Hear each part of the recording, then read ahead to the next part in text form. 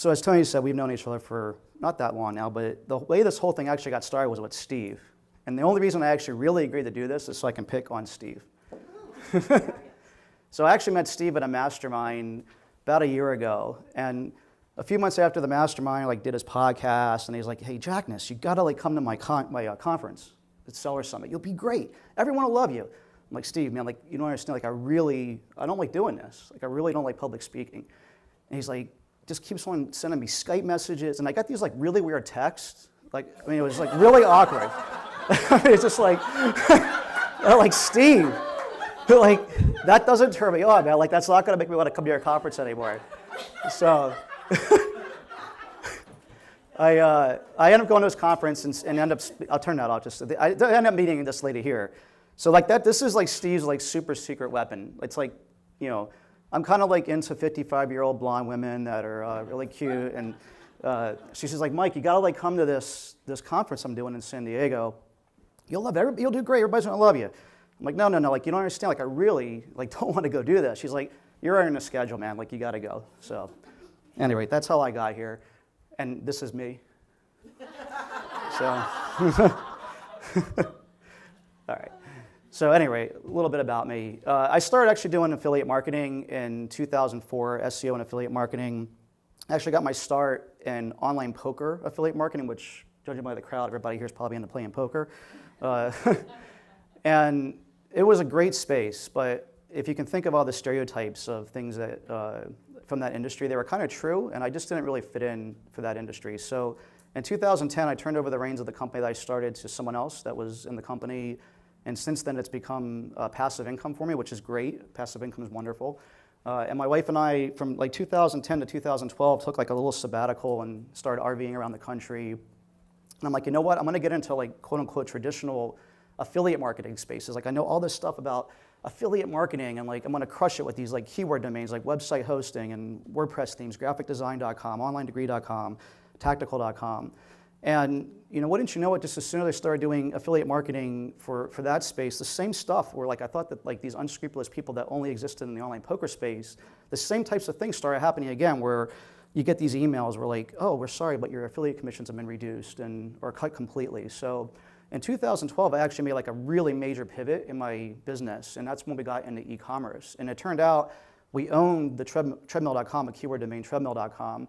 And that's actually how we got into e-commerce. I had no interest actually in selling treadmills. It just kind of happened that way. We own that site. So at this point, I'm running cuttingboard.com, icewraps.com, colorit.com, and we just launched a new baby brand called Wild Baby that we're launching right now. I also run a podcast at a site called Ecom Crew and a blog. So if you ever have a hard time sleeping at night, I highly encourage you to turn it on for about 4 minutes, and I'll take care of that.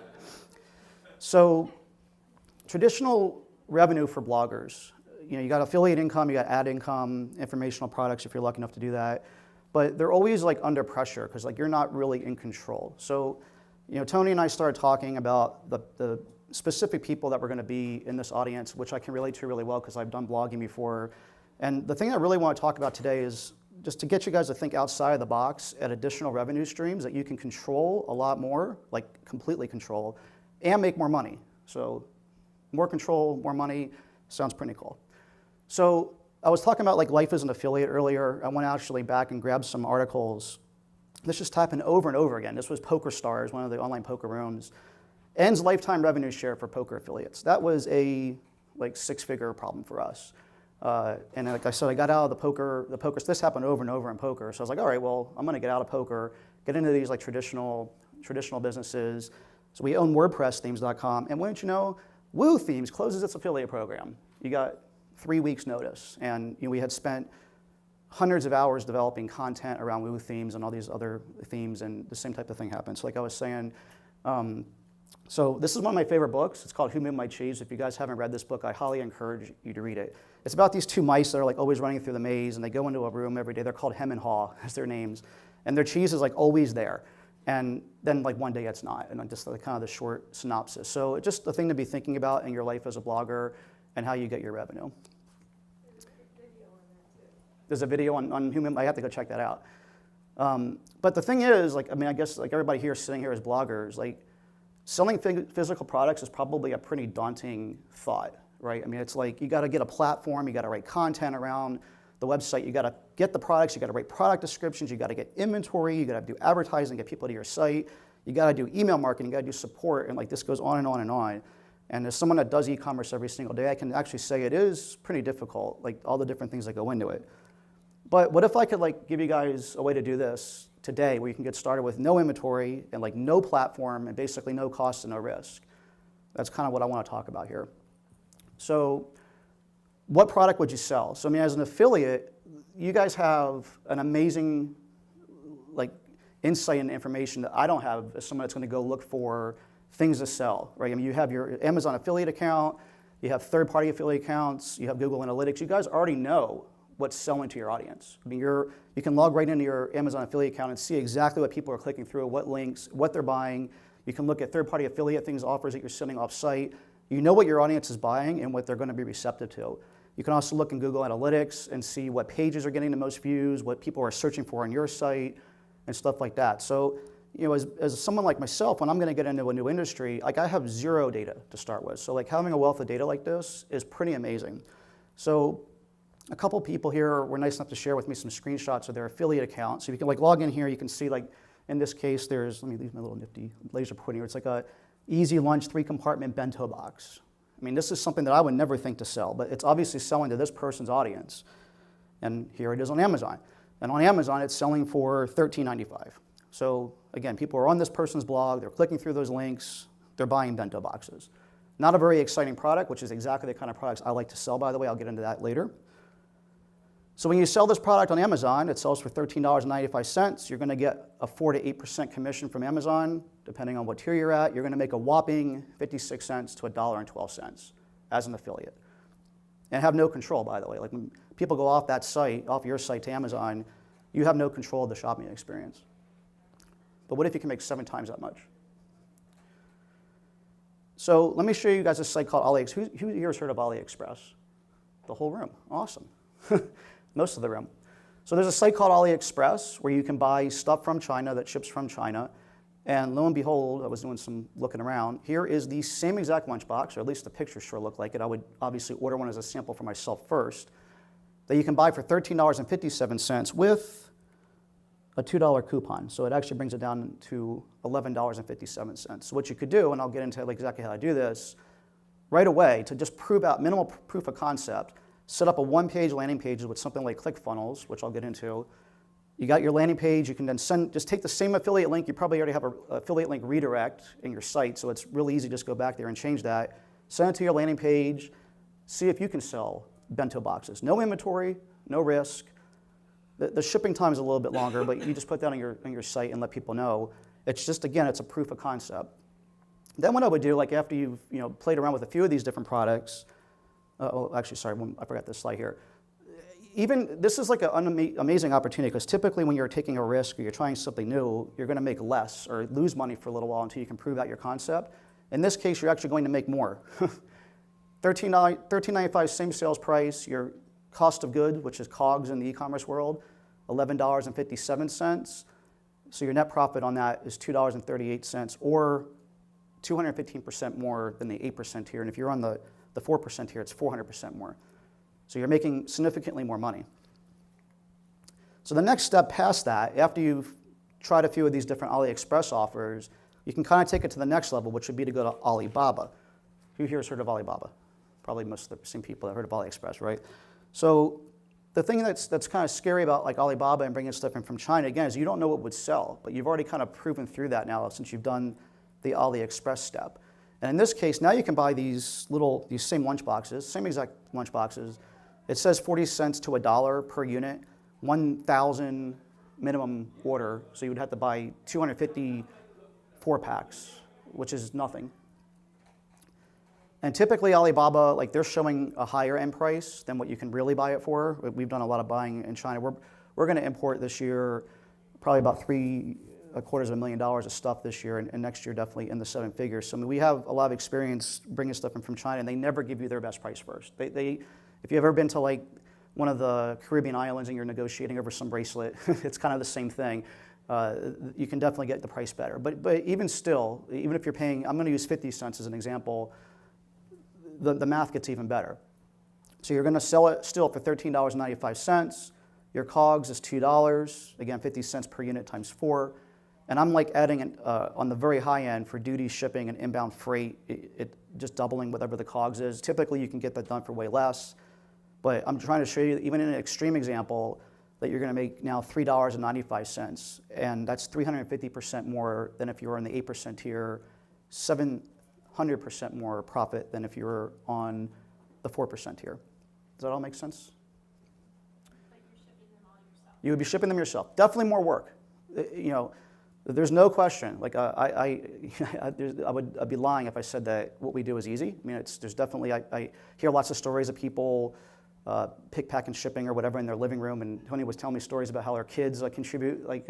When you're first getting started in this, it's going to be a lot more work. It kind of takes away some of the location independence. There's some stuff, I took out some slides on this, but what we've started moving to, even though we have our own warehouse here and we ship a lot of our own stuff, we've moved to what's called a 3PL, which is third-party logistics, to have someone else do the work for us. My recommendation is to do it yourself first, so you understand what's involved, and then you realize that the value that you're getting from the 3PL when they're doing it for you, and you don't have to deal with that any longer. One more example. I like to use examples. Here's another affiliate account. I grayed out most of it just for anonymity, but there's this case at large capacity, 3-inch zipper binder, again, selling well as an Amazon affiliate. Here it is on Amazon for $24.90. You go on over to AliExpress, $19.80. $25, $19.80. I didn't put the math all the way through there. This is obviously a $5 profit. 8% even of this is way less than $5. So the example, the reason I put this in here, typically what ends up happening is the higher the priced item is, the math gets in your favor way better, because like there's kind of a thing with inertia here. We have to get the pick, pack, and ship fee, and just the credit card fee, and some other things, just the manual labor of doing the item. So when you get over like a $20, $25 price point, the math starts getting way better than $10. Here it is on Alibaba. You can buy it for $3.50. I've been to the Canton Fair several times and seen these types of things over there for like $2. So again, just getting started, if you go to Alibaba, and your minimum order quantity here is relatively low. I think this thing here is 500 pieces. So again, but you wouldn't bring these in until you already proved out your concept, right? So you've already done, let's say, 3 to 5, maybe even 10 offers with AliExpress and different landing pages, and then you know what the first item that you would want to import it from China would be. And you wouldn't have to do a whole website. You could just use the one-page landing page thing, send your traffic to that, and you could also sell it on Amazon, which I'll talk about in a little bit.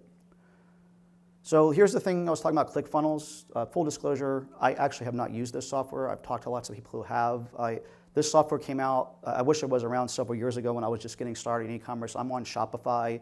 I've gone the harder route of building out a whole store, which is not what I would recommend, because again, I think that if you're going to be transitioning into a little bit different business model, it's best to take baby steps and not just be a bull in a china shop. They actually have a specific funnel that they call the real stuff. That's for selling physical products. So you can sell your product, and then they have a wait, want more upsell type offer. So if you want to sell people a second one for $1 less or something after they've already purchased, that's a part of this whole funnel that's there. So again, and these guys have a 14-day trial, so you could try this, build out a landing page, use an AliExpress offer, and pay no money, no risk, and just try it out with your audience and see if you have the ability to sell physical products through your blog. So one thing I do want to talk about here, just starting to think a little bit longer term, is the types of products that you want to be thinking about buying. So for us, this has been a 3-year project of figuring all this out. As I mentioned in the kickoff, I got started with treadmill.com. So it was not small and light. It was about as not small and light as it can be. So I've learned my lesson the hard way, shipping big, heavy items. Another thing you want to be thinking about is you don't want something that has a shelf life. When you're purchasing inventory, you want to be thinking about it as like putting money into a savings account or buying an asset, not necessarily an appreciable or depreciable asset. It's kind of a weird asset. It doesn't really become worth more or less. But you want to make sure it doesn't become worth less, because you can buy something like food, for instance, like some type of candy bars or whatever it might be. They might have a shelf life of 6 months or a year, whatever it might be. You don't want to have like a figurative gun behind your head about to go off if your inventory doesn't sell in time. So we tend to do more boring products, like I was kind of alluding to earlier. So for instance, I mentioned all the things that we're doing. Coloring books, they're never going to expire or go stale. Pencils, same thing. Ice wraps or ice packs. Cutting boards or blocks of wood, as long as we keep them in a humid area, and they're up in Seattle, so that's not a problem. They're not gonna have problems. So think about things that don't have a shelf life. You want to stack the deck in favor or with you. It's so hard to already make money in life as it is. You don't want to have a ticking time bomb about to go off. You want to be thinking about things that are hard to break in shipping. So think wine glasses. I would stay away from stuff like that. Again, cutting boards, ice packs, coloring books. You can play Jim Carrey and Ace Ventura with them, and they still pretty much survive. Same thing with like becoming obsolete. You don't want products that are going to become obsolete for the same reason that you want them to have a shelf life. So think things like an iPhone 6 case. I'm about to go buy my iPhone 7 tomorrow. iPhone 6 cases are suddenly less valuable, and no one needs an iPhone 4 case anymore. You want to make sure 100% definitively never break this rule. It's kind of like feeding a gremlin after midnight. Never sell a product that's under $10 retail. The math does not work on Amazon. You're going to want to have Amazon as a channel long term, and we'll talk about that here in just a few minutes. But selling like a $9, $8 product on Amazon, even if you buy it for $1 landed, it's still tough to make money with it. So it's kind of become a hard and fast rule for us. We never sell a product for under $10. I find $25 to $50 products are best, as I was mentioning, with the margin. So like for us, when we sell a pack of pencils at $40 or a pack of gel pens at $29, we make tremendous margin compared to something that we sell for $10. And you want to definitely keep it under $100. You want products that people are going to buy spontaneously without thinking much about it. People will pull a $20 bill out of their wallet. Most people won't think twice about that. You start pulling out a $50 or $100 bill, you're going to have second thoughts. You're going to start shopping, comparison shopping. We can show them a Facebook ad with a neat set of gel pens, and people are like, oh, I got to have that, and they just buy it without like even thinking about it. So you want to be thinking about those price points. It's also going to help you with your cash flow longer term, because if you start buying expensive products and you got to have a 500 or 1,000 minimum order, then your costs are going to be much higher. In an ideal world, you want something that's consumable, because you want to be thinking longer term. Now, this is after you've already kind of proven things out and you got your feet under you and you want to start going further. You want things that are consumable, because if you do end up going and building out a full-fledged e-commerce store and you start running ads to it and all this different stuff, you want to make sure that people are going to repeat buy your product. It's really, really important. So that's one of the things that we realized after we've been running cutting board and ice wraps for quite a while. You sell someone an ice wrap for their shoulder, they got like rotator cuff surgery or something, you're never going to see them again. I mean, the product lasts for 5 years, and their shoulder injuries are hopefully going to be fixed by then. So things like, again, coloring books, pencils, the baby stuff that we're getting into, it doesn't have to necessarily be consumable that you actually use it up. Like with a baby, they just keep on growing. So they're outgrowing our clothes, they're going to buy more clothes, or they want more toys or whatever. So think of that angle. And also ideally something that people are passionate about. You want brand advocates for you. If you have something that's boring, like an ice pack, which is one of the things that we do sell, and we sell a lot of them, but like you're not going to go tell your neighbor, look at this awesome ice pack I got. It got cold. Wow. I mean, it's kind of boring. So be thinking about that. And then just to kind of wrap things up here, and I saved a lot of time for questions, because I figured there'd be a lot of questions here. These are just some of the products that we've launched on Amazon, and I was talking about ice packs, and we sell a ton of these things. So like the whole idea would be like once you do bring products in that you're selling to your audience directly through your blog, you can just throw them up on Amazon, and Amazon is about 50% of our business. No matter how hard I try to grow our business off Amazon, there's just such a huge ecosystem at Amazon, and I just threw like the most random products up here that we sell a couple hundred different products now. Gel pens, like I mentioned, gel pens. Here's our baby clothing that we just launched. So I mean, the reason I put this stuff up there is basically anything under the sun, if it's selling to your audience through your blog, you'll be able to throw it up on Amazon and sell it there too. So you'll have an additional revenue stream to like leverage off your blog as well. And I believe that is it. And question time. Yeah. So it's actually quite easy. Like to just get the product up there, you just open up a Seller Central account and you go under inventory, add inventory, and you start filling out the fields. And it's really not much more complicated than that. But there's several, mutual friend of ours, Scott Volker, was it Amazing Seller. So Amazing Seller podcast. I would check that out. He has a lot of stuff on getting started with Amazon. I don't know if you, I mean, I'm kind of proud of this. This is one of our new products. We actually have the #1 new bestseller on this product. Thank you. Put a lot of work into that. That wasn't by accident. I mean, like, this is a couple of years of selling on Amazon, but to give you the very brief Reader's Digest version of what we've done here is you really just want to focus on a really good title that is not only descriptive, but like has all the keywords in it and isn't spammy, right? So you want it to be something that people are going to read it and not think that this is like spammy or junk. We put all these keywords and really put a lot of description down here in the bullet points. The bullet points are really important. But one of the biggest keys is the photos. And my wife's actually the one that takes all these photos. She's incredible photographer. You have to be thinking from a perspective of the customer. Think about how you guys use Amazon. You know, you go into a retail store, you pick it up, you shake it, you touch it, you open it, you move it around. You get full understanding of what the product is. When you're online, the only thing that you can use to describe this to your customers is the written words, which nobody reads, and the photos, which people actually look at. So spend the time to put a lot of effort into the photos. And then the other key things is there's a description down below that's off this part of the screen that's important to fill out.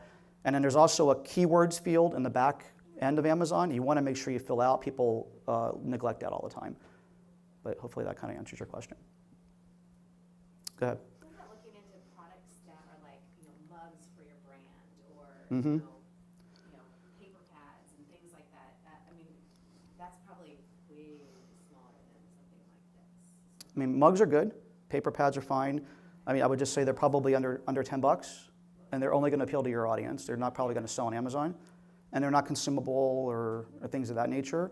But if you have it depends on the audience, right? I mean, everybody in here is different and has different types of traffic. I have a friend that runs a site called Hook Grip. It's a lifting site, and he doesn't even have a website up yet. It's actually just a Facebook channel, really. He has a e-commerce thing, and the only thing that he sells is like shirts and like a couple things with his name on it, and he's doing like millions of dollars a year just selling his own branded stuff. He has, his other thing is he takes pictures, and he's got like a really active community. So people that have like a hyperactive community with like a lot of buy into that community are going to want to buy a shirt or a mug, and that's kind of a unique thing. If you have that, I would absolutely leverage that and get started immediately. Go ahead. So if we, a lot of people in this room have brands, Mm-hmm. but we're already, our plates are pretty full, like being the experts in bringing content and branding and community. I would love a service that I could say, here's my brand, and I know these are the products my customer wants. Will somebody please take the pictures, do the keyword research, and get it out there into the sales channels? Because I have a Shopify store too, and it's a full-time job in and of itself. So getting, just kind of leveraging that, like how can we delegate this out? Are there consultants that do that?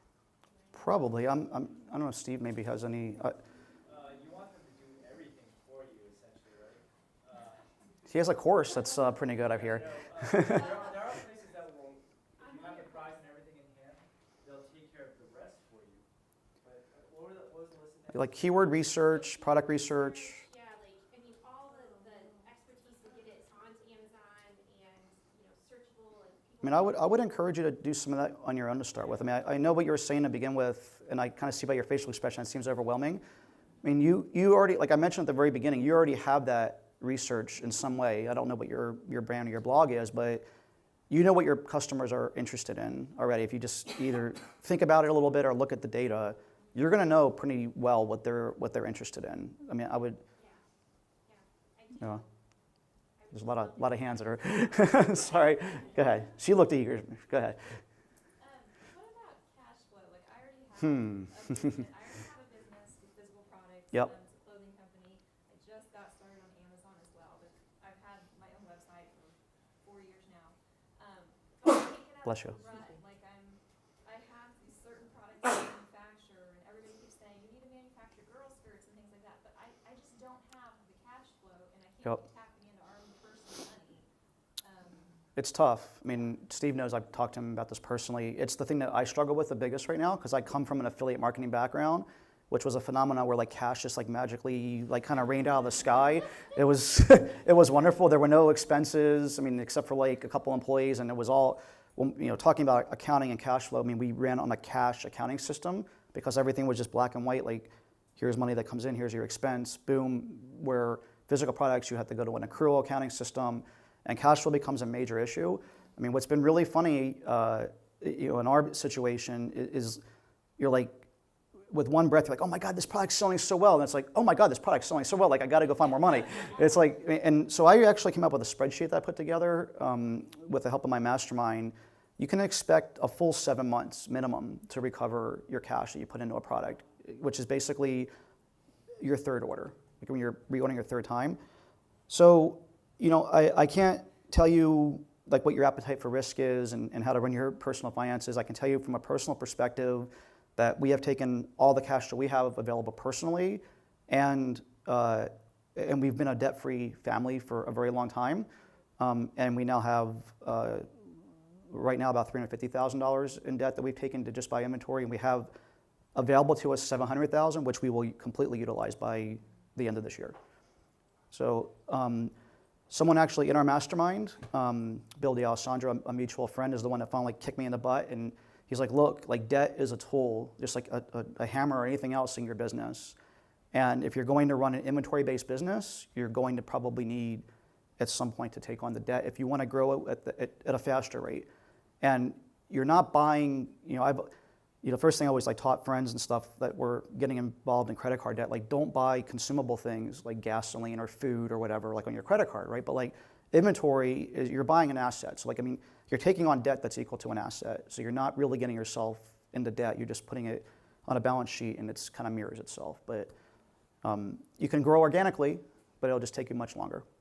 If you already have the audience that wants it, what about like a Kickstarter campaign? We did a Kickstarter. It didn't really work very well for us because our audience is older.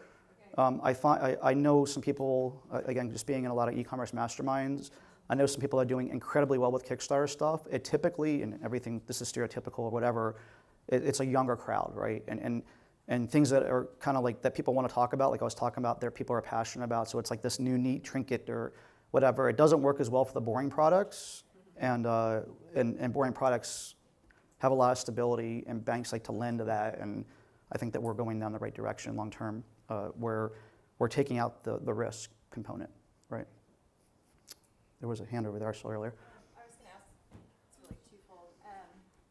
What is your reviews strategy, and then have you ever put out product videos?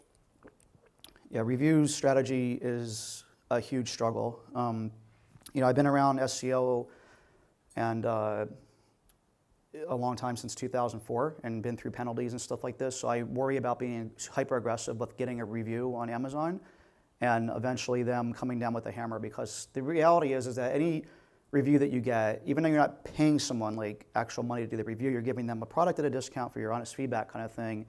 And I think that like at some point the hammer is going to come down on that. So we've been pretty careful about the number of reviews we get. We typically will seed a product with somewhere between 10 and 20 of those types of reviews first. We use Snagshout for that. There's plenty of other things out there that do it. And the thing that seems to be good with them is that they have a wall between you and the reviewer, so you have no idea who's leaving the review, and you can't go back and yell at them for leaving you a 4-star review or whatever. There was an article I just read this morning that was talking about how, on average, the average review on Amazon with I left this review for a discount is like 4.57, and without that, it's like 4.0 or something. So it's like there's a huge lift, obviously, because there's an unwritten rule. You're giving me someone a product for a discount or free. You expect them to leave a review, and you expect them to leave a positive review. So I think that the unfortunate reality is that there is no way around it, because you cannot sell a product without reviews. It just doesn't sell, right? So one of the things that we've done, because we have our own audience now, we've gotten to the point where we have our own audience, we can launch a product. We seed it with the first 10 reviews from Snagshout, so it already has the 10 reviews there, so we can get the most bang out of the buck for when we take our audience and shove it to Facebook, and that's why we have the #1 seller right now, I believe, because we've taken a bunch of traffic off Amazon, sent it there, and Amazon's a platform where it just builds on itself, kind of like a snowball rolling down a hill, but in a good way. So it's been sustaining itself. So hopefully that kind of answers your question. Yeah. Can you share how, when you launched the new coloring book, you talked about it on one of your podcasts, where you actually pre-released it to your email list and got reviews that way?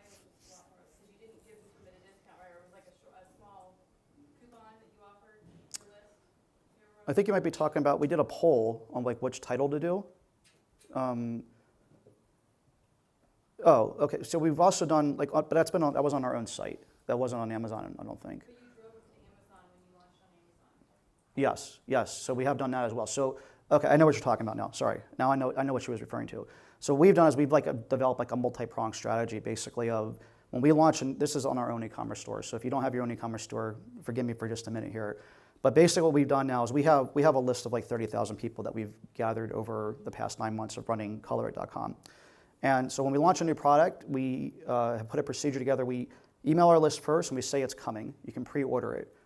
And then we send them a reminder, like you can pre-order it. And then once the thing is launched, we send them another email and say, hey, this thing's actually available now. And then we send them another reminder email that this thing's available. And then we use Klaviyo to do all of our email marketing. So if the customer hasn't bought in those 4 emails, that particular book, then we send them to Amazon with a coupon and a timer saying, get it for 50% off or whatever the discount is. And the thing is, again, I mean, like, we're gonna probably do that with a review club anyway, but this way, these people don't have a footprint within that review club. Like, one of the things I speculate with is that Amazon, I mean, it's very easy to track, like the people that are leaving reviews for a discount belong to this review club, and they have traits of buying particular products at a discount all the time, and Amazon can easily say, oh, well, these are the people that we're gonna penalize in some way, and if we do it the way that we're doing it, like the person, like the 70-year-old grandma that's buying our book, she's not in a review club. So I think that's what Tony was talking about. And that's actually helped us quite a bit, not have to rely on Snagshell type reviews. But we still try to get the first 5 or 10 reviews before we do any of that, just because we wanted to have that initial, because people just won't buy stuff on Amazon if it has less than 5 or 10 reviews. If you got 0 reviews up there, you're not gonna sell. So like, we have to have the initial reviews there, so when we start sending the traffic there and the ranking starts going up, that other people want to buy that don't know us yet. So we combine that stuff together. Does that kind of answer what you're talking about, Tony? And I think I'm just trying to remember from the podcast, but I think one of the things you did was you sent him, it was like this is a coupon for like 24 hours. Yep. And then you sent another email out at some point later, like kind of, if you love it, we'd love to hear your feedback. You know, you weren't specifically soliciting the Yep. review, but you Exactly. were soliciting the review. Exactly. Yeah, we send an email out. So we do, whenever we send out these timer emails, we always send another one out the next day with a reminder that we extended it by 1 day. We use a product called Add a Timer, like OTTA, Add a Timer. It like allows you to insert a timer into your email, which you can't do traditionally. And Steve was talking about this in his presentation earlier with the webinars, like timers work, like flat out work, right? So whenever we run any type of sale, it's Labor Day sale, this type of sale with a coupon for Amazon, it's a timer, and then after the final day, we're like, oh, we're just giving you 1 more day, and then we actually do stop it after that day. But we put some type of time sensitivity on it. Go ahead. So you were talking about using AliExpress to proof your idea. Mm-hmm. Do you ship from AliExpress directly to each customer? Yep. Then, or Yep. Okay. And that price includes shipping. It takes a little while, but there's an agreement with the United States Post Office and China and I think other countries. They're shipping stuff from Asia to here cheaper than we can ship something to somebody here in the United States. It's ridiculous. So you're not Sorry, go ahead. storing any inventory. No and inventory. Your customer has to agree to wait, whatever that was, like 12. Right, but you just put that on your landing page, and after they purchase, you send them an email, make sure they know that it'll be there. It's a special sale. It's your audience. They're going to be more understanding than a regular. You send out an email to your list and say, hey, I got this new product that I'm doing, and it's going to take 20 days to ship or whatever. They're going to be understanding of that. It's just proof of concept. It's a minimal viable way of proving out that you can sell physical products to your audience and inch your way into doing that rather than just like stopping all the things that are successful and putting food on the table right now and positioning yourself over the next 3 to 6 to 12 months to when you get one of these nasty affiliate emails that they're going to cut your account, you're like, giving them the finger and say, I don't care, because I'm in a better position right now. Or you send them that email. You say, I'm done marketing for you. And that feels good. So, go ahead. I'm just curious how you're doing your product research other than the AliExpress way. Mm-hmm. Are you using Jungle Scout, and how are you deciding on a product to actually invest in? Yeah, and that's a really good question. That list I brought up earlier is the first place we start. Really, really important. I actually had, I didn't think it was really applicable to this audience, but I had several slides that I put together on this. And this is stuff that we just don't go outside the box on because we've learned our lesson. And the reason is, I mean, like, you can drown yourself in opportunity very quickly. You're talking about cash flow. When you're first getting started in a space, just like anything else that's new in life and exciting, it's very fun and exciting to go get a product and go get another product and go get another product. And next thing you get a whole bunch of products and you're starting to ship products. And then, like, now you need more money to go buy more of the same products you already got, or you want to go expand. And I don't care how much money you have, like, money is going to become, the cash flow specific is going to become an issue very, very quickly. So I encourage you to just take a step back. And I'm not an analysis paralysis guy at all. Like, I would always be accused of the exact opposite. I just make decisions very quickly. But I would still take a step back and make sure, is it small and light? That's for a whole bunch of reasons. It's cheaper to ship it in. It's cheaper to ship it out. It takes up less room in a warehouse. You can fit more in a container. You want to be thinking long term. These are things that I wasn't doing, admittedly, to start with. Treadmills are stupid.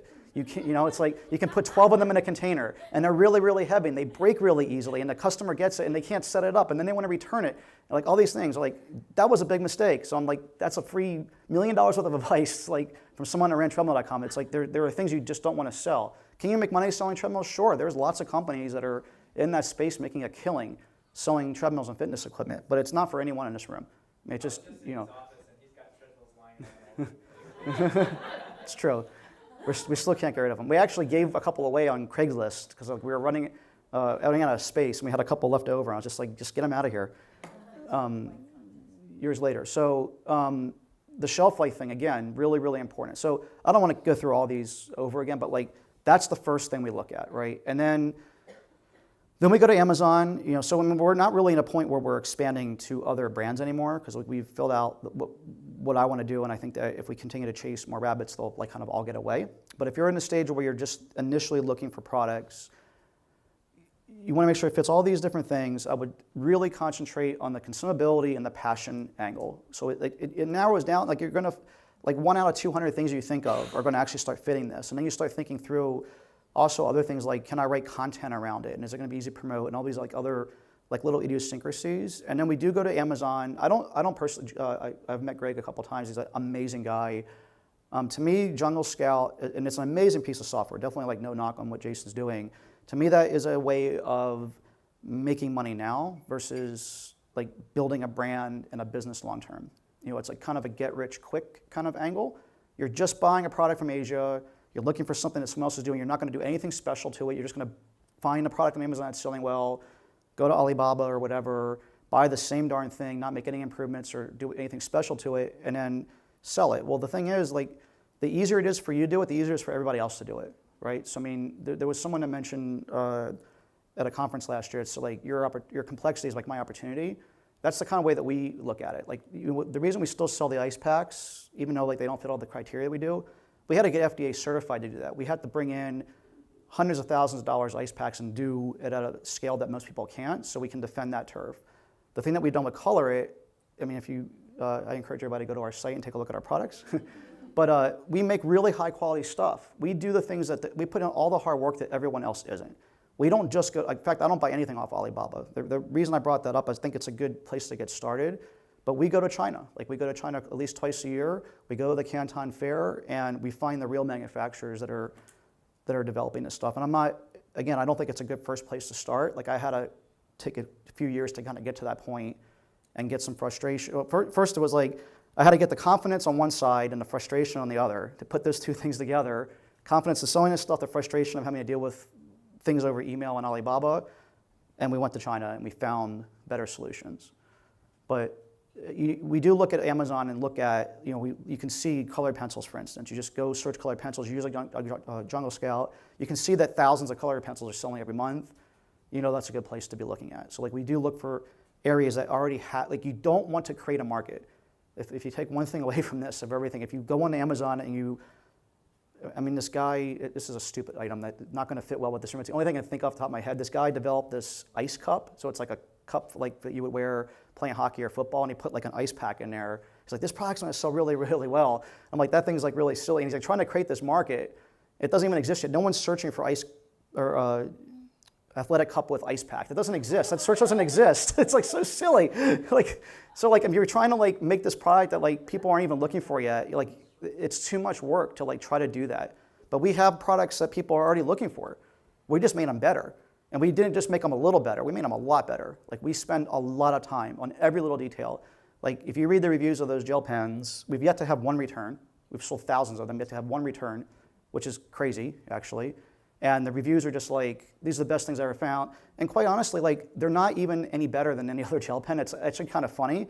It's just the packaging is so good looking that people think they're buying, a Mont Blanc or something. I mean, it's kind of funny. So I mean, we spend time doing all that stuff that really makes a big difference.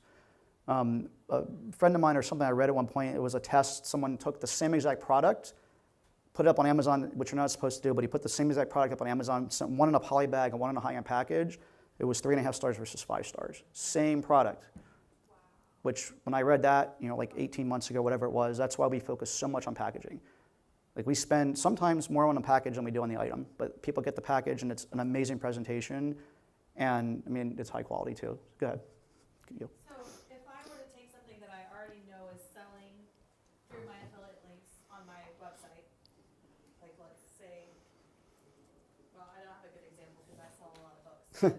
But, and then I bought it in bulk and started selling it on Amazon. Would I then go through all my posts and replace all those links with a link to my That's what I would do. product? That's absolutely what I would do. And then do you? And you get the affiliate commission still on top of that. That's what I was going to ask. Yep. If that was legal. It's completely legal. Yep. Completely allowed. Absolutely. Go ahead. Do you package your baby clothes in special packaging? Our baby clothing packaging, I think, is awesome. This right here. Let me just bring it up real quick.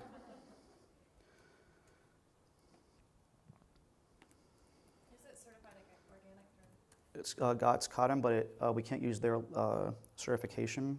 I forgot exactly why now, but we can't use their logo. I forgot. There was a lot around, because this was done in China. I think that maybe that was the issue. I don't remember now, but it is definitely certified cotton. And we also had to get, there's another certification we have to get. It was like CAPTCHA or KIPSHA, or that basically certifies that it's fire retardant and there's no metal and a bunch of other things. But here's the packaging. You can kind of see there the packaging. And then again, the photos, when we find like real babies, like who doesn't want to buy that now, right? So, yes. Do you do separate listings for different colors? So how do they order a different color? Yeah, this is always a dilemma because. I just recently listed on Amazon and I did variations. Mm-hmm. And so then on the side I have a little box where whatever product they landed on shows, and then they can go click on different colors. Yeah, that's exactly how we have it here. To do that or to list them separately? It's so you can just real quick. You can see that's how we have it here. So this is variations. We have two variations. We have a size variation, and then we have a color variation, even though it's more of a style. So, like I was saying at the top, like this is always a struggle because if you have more listings, you can create more visibility. But if you have disjointed listings, then in this case, there's a very good chance that someone comes and buys the Sleepy Panda, that they might want a lion. So like having two separate listings, I think in this case is bad. Right. So what we've kind of developed at this point, I'll give you a good example. We have ice packs. We sell lots of ice packs. So in this case, we've made separate listings. So we have, each one of these is a different size product. So instead of having one big listing, that like each one of these products all have, you can see we just have like all these different sizes. So, but if you go into one of these, we then have colors like on this particular. So now you can find, we have 5 different colors of that pack. So there's no real like hard and fast rule, but I would say if it's legitimate like a different product and not just a different color or a slight, if it's like a major variation, you're better off having separate listings. And then this might be a nitty-gritty question we can talk about later, is your variation listing looks drastically different than mine. So are you changing that somehow? Mine does not appear the same way as yours. Okay, so Amazon is like constantly split testing things. This listing looks different almost every week. I know what you're talking about. I mean, sometimes it's over here, sometimes it's under here. I mean, that's not you. That's Amazon being Amazon. Go ahead. Do you apply to different business names? Because I'm seeing you pull up different listings and it's all. We do. Yeah. Yeah. Go ahead. You know the difference between like, you're doing your own fulfillment, right? Or you're having a third party do it now? Yeah, so. Okay, so Prime is an Amazon-only thing. So this is a little bit confusing because FBA actually means a few different things. What it actually stands for, the acronym is like Fulfillment by Amazon or Fulfilled by Amazon. So in order to sell something Prime, like all of our products are Prime, wherever the little Prime, Fulfilled by Amazon, where's like the little Prime thing? They move it. Right there, that checkbox. Right Oh, because I'm not signed in, that's why. I was like, something's strange. Okay, so the Prime thing is fulfillment by Amazon when you sell it on Amazon. So you can sell your product on Amazon by sending it, like shipping it into Amazon, and then they get it into their warehouse, and then when someone buys it from Amazon, Amazon's going to ship it for you on your behalf, because you'll see here it says, sold by Terran LLC and fulfilled by Amazon. So that means it's being sold Prime. So if Amazon's doing the fulfillment, you can also do something called seller fulfilled, which means that you ship it. So you can sell it on Amazon. Amazon sends you an email and says, you've sold an item on Amazon, congratulations, ship it now. So those are the two methods you can do selling on Amazon. And Prime is automatically available for any item that you have that you're doing fulfillment by Amazon on Amazon, automatically. So that's why it's so powerful. It's just it's a part of the fee that they charge you to do the pick, pack, and ship. It's all built into it. Do you know what that percentage is? I do. It's when you sell on Amazon, it's 15%. So that's regardless if you do seller fulfilled or Amazon fulfilled. And then so if it's seller fulfilled, it's just 15%. They're going to send you an email say congratulations, it's sold. If it's a $10 item, they're going to take $1.50, give you $8.50, and they're done. You pay to ship it on your own nickel to the customer. If you sell it on Amazon, they're going to take $1-ish pick fee, like $1 pack fee or order handling fee. They call it, I don't know, order handling fee. And then they also charge a weight fee. So like they add up all these different numbers. If you do a search for Amazon Seller Central Calculator, you can find out exactly what your item will cost you to ship through Amazon Fulfillment. Someone I hadn't picked on yet. Let me pick someone that I haven't already. Well, no one else. Go ahead. I still want to know about if you ever put videos up with your. We have not. To do videos on Amazon, you must do it through Vendor Central. It's the only way you can get them up there. We do everything but the videos. So we do a thing called Amazon Marketing Services, AMS. You can sign up for that, which gets us different advertising units that other people don't take advantage of that are very powerful. They're the banner ads, and you can do product placement ads. And then we also have been doing an expanded listing. I forgot exactly their terminology for it, but you pay $600 and you get this expanded listing that allows you to do all this fancy stuff. So we take advantage of all this. This helps with conversion rate significantly. So we've called out like every feature of our books, and that's $600 to do that. So, but to add a video to it, you have to sell it to Amazon and do it through Vendor Central. It's the only way you can get a video on the Amazon listing that I'm aware of. And $600 is flat fee. yeah, it's $600. I think we might get it a little bit cheaper because our volume. I'm not sure on that. And then if it's an item with variations, it's $100 extra per variation. $600 per product. Yeah, it's expensive. We sell a lot of these books, this particular book. So we do it for our bestsellers. And when we do it, we see a pretty impressive conversion rate increase or sales increase. So it's all a math game. If it's, we got to sell an extra 600 books over this year to pay for it, then it's probably worth it because, again, remember, Amazon's a sales velocity game. So if I spend this $600 to get this extra stuff on here, and I end up selling one book per day extra, yes, in a vacuum, it would take me like almost an entire year to pay back that $600, which probably, I don't know if that's probably worth it, maybe borderline. But by selling one extra book per day, it's going to rank a little bit higher organically, and I'll sell another book on top of that per day without having to pay anything extra, or maybe two extra if it gets me from the second page to the first page for something like mandala coloring book, which we're just not getting to the first page for, which is a great term. So, and then it also helps the conversion rate on top of it. I think that just like Google plays some gimmicks and games with the way that they do things, I think that by you giving Amazon more money and doing this type of thing and makes you more legitimate, it probably helps you rank higher. It's a black box, you'll never know. So, Thank you, Mike. yep.